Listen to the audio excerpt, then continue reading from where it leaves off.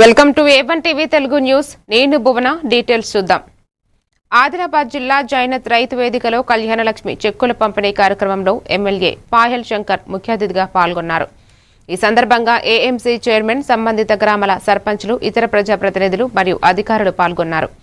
సాత్నాల, జైనత్, బోర్రాజ్ మండలాలకు చెందిన లబ్ధిదారులు పెద్ద సంఖ్యలో హాజరు అయి కార్యక్రమాన్ని విజయవంతం చేశారు. ఈ సందర్భంగా ఎమ్మెల్యే మాట్లాడుతూ పేద కుటుంబాలకి కళ్యాణలక్ష్మి పథకం ద్వారా అందుతున్న ఆర్థిక సహాయం ఎంతో ఉపయోగకరమని తెలిపారు.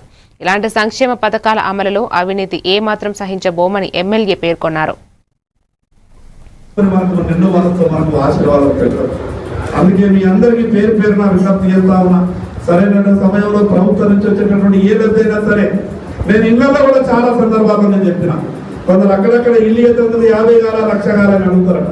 నేను చెప్పిన, ఎవరికి ఒక్క రూపాయి లేకుండా, ఎవరికి ఏ ఒక్క రూపాయి లంచం ఇవ్వకుండా మీరు ప్రభుత్వ పథకాలన్నీ కూడా ఇప్పించే బాధ్యత నాది. ఎవరైనా మధ్యలో రూపాయి అడిగితే నాకు చెప్పేటటువంటి ప్రయత్నం లేదు. ప్రభుత్వ పథకాలంటే ఎవరో ఇళ్ళకి వెళ్ళి ఇస్తలేదు, ప్రజలు కట్టినటువంటి పని. మనకు తెలియకుండానే మనం సర్కారుకు పన్ను పెడతాం. ఒక సబ్బు అంటే కూడా 40 రూపాయల సబ్బు ఉంటే దాని మీద 6 రూపాయలు 7 రూపాయల పన్ను సర్కారు ట్యాక్స్ కట్టాం.